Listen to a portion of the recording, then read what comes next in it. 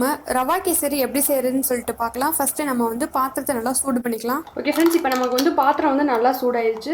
பாத்திரம் நல்லா சூடானதுக்கப்புறம் ஒரு ஸ்பூன் வந்து நெய் சேர்த்துக்கலாம். இந்த அளவுக்கு சேர்த்துக்கலாம், ஏன்னா இது வந்து ரவை வந்து வறுக்கிறது தான். ஸோ இந்த அளவுக்கு போதும். இப்போ நல்லா நெய் வந்து நல்லா மெல்ட் ஆனதுக்கப்புறம் நான் வந்து இதில் வந்து 1 கப் அளவுக்கு வந்து ரவை வந்து எடுத்திருக்கேன். இதை ஃபஸ்ட்டு நல்லா வந்து வறுத்துக்கலாம்.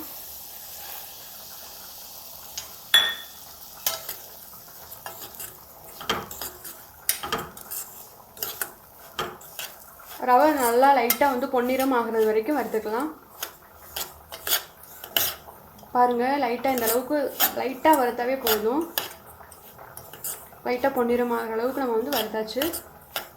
இப்போ வந்து இதை வந்து வேறு பிளேட்டில் வந்து ட்ரான்ஸ்ஃபர் பண்ணிக்கலாம். கேசரி செய்கிறதுக்கு ஸ்டார்ட் பண்ணலாம். வந்து நெய் வந்து இந்த அளவுக்கு 1 ஸ்பூன் சேர்த்துக்கிறேன். இது கூடவே நான் வந்து ஆயிலும் சேர்த்துக்கிடுவேன். பாருங்கள், நான் வந்து கூடவே வந்து ஆயில் கொஞ்சம் சேர்த்துக்கிறேன்.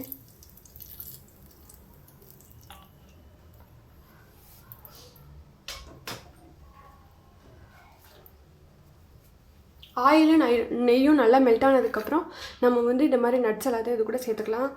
முந்திரி பருப்பு, நெக்ஸ்ட் வந்து திராட்சை, உள்ள திராட்சை, ரெண்டுத்தையும் சேர்த்துக்கலாம்.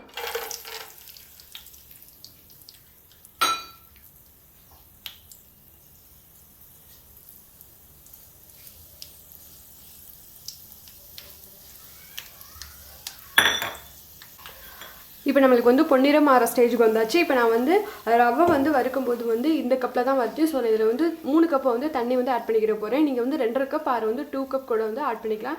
3 கப் ஆட் பண்ணால் நல்லா நம்மளுக்கு வந்து நல்லா மெல்ட்டிங்காக நல்லா ரவை வந்து நல்லா சாஃப்டாக கேசரி கிடைக்கும். ஸோ நான் வந்து 3 கப் ஆட் பண்ணிக்கிறேன்.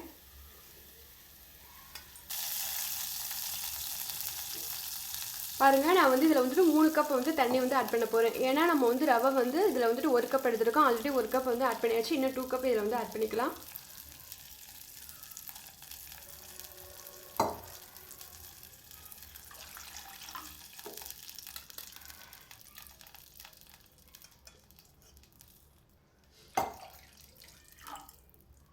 மூணு கப் வந்து தண்ணி வந்து ஆட் பண்ணியாச்சு.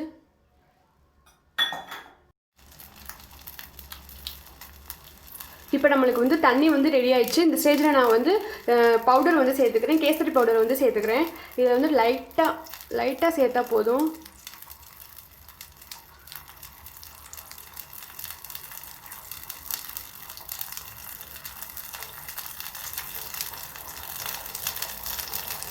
பாருங்கள், இந்த பாக்கெட்டில் ஒரு 1/4 கிளாஸ் அளவுக்கு தான் நம்ம சேர்க்குறோம்.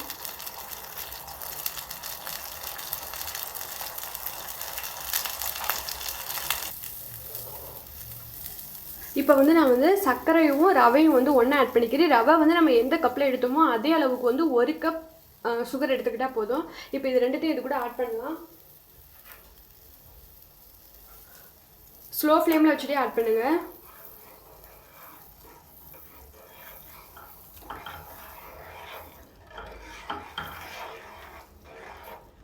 இது இப்படி நம்ம வந்து லைட்டாக இப்படி கிளறி விட்டுகிட்டே இருக்கணும். அப்படி இல்லைன்னா வந்து கட்டியாக ஆயிரும் ரவை. ஸோ வந்து இந்த மாதிரி கிளறி விட்டுகிட்டே இருங்க.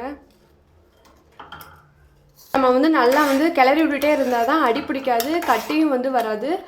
நெக்ஸ்ட்டு நம்ம வந்து என்னென்னா, இந்த ஸ்டேஜில் வந்து நான் ஏலக்காய் வந்து 2 ஏலக்காய் வந்து லைட்டாக வந்து போட்டுக்கிறேன்.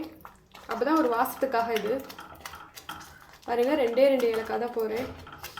போட்டுட்டு நல்லா கிளறி விட்டுகிட்டே இருங்க. இந்த ஸ்டேஜில் நம்ம வந்து அடுப்பை வந்து ஆஃப் பண்ணிட்டு லைட்டாக வந்து ஒரு 1/2 ஸ்பூன் அளவுக்கு வந்து நெய் சேர்த்துக்கலாம். அப்போ வந்து சாப்பிட்றதுக்கு வந்து நல்லா வந்து டேஸ்ட்டாக இருக்கும். ஸோ வந்து வாசமாகவும் இருக்கும். ஸோ இந்த ஸ்டேஜில் நம்ம வந்து ஒரு 1/2 ஸ்பூன் அளவுக்கு நெய் சேர்த்து எல்லா சைடும் நல்லா கிளறி விட்டுடலாம்.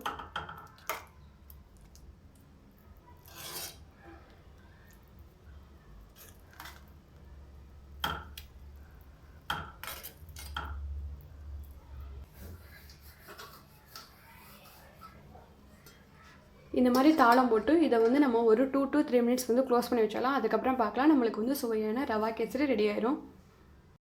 பாருங்கள் ஃப்ரெண்ட்ஸ், இப்போ நம்மளுக்கு வந்து சுவையான ரவா கேசரி வந்து ரெடி ஆயிடுச்சு. நீங்களும் உங்கள் வீட்டில் ட்ரை பண்ணி பார்த்துட்டு எப்படி இருந்துச்சுன்னு கமெண்ட் பாக்ஸில் கமெண்ட் பண்ணுங்கள். நம்ம சேனலை இப்போ தான் ஃபர்ஸ்ட் டைம் பார்க்குறீங்கன்னா மறக்காமல் நம்ம சேனலை சப்ஸ்கிரைப் பண்ணிவிட்டு பக்கத்தில் இருக்க பெல் பட்டனையும் கிளிக் பண்ணிக்கோங்க.